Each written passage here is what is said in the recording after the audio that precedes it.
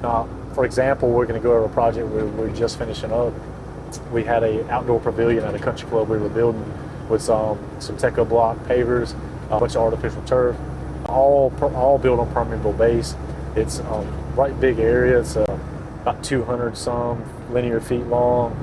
I think it's about 80 feet wide, and all of this area with artificial turf, pea gravel. It's all built on a permeable base system, so they can work, so that they can have events no matter the rain, snow, sun, or shine.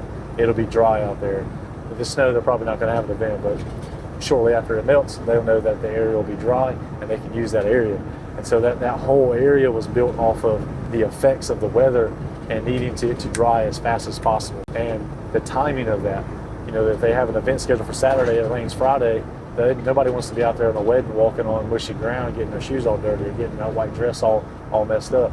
And so landscaping designs are also about time. And this whole project was built and designed around making the quickest turnaround during a weather event so that the customer could have those events out there. The other aspect of that is they already had a wedding planned for this event as it was getting designed, not getting installed, getting designed. They already had a date.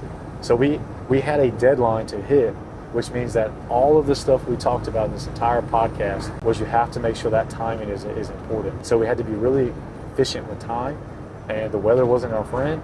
Fortunately, we built it all on permeable base, and so when it did rain, guess what? The next day we could go out there and work no matter how wet it was around us, because that entire area had already drained off through all our drainage systems. Time is one of those things that sometimes you cannot always control what's going to happen on the job, but you can control how you react to it and how you plan around it and how you can put a plan in effect to be efficient with your time that you can control.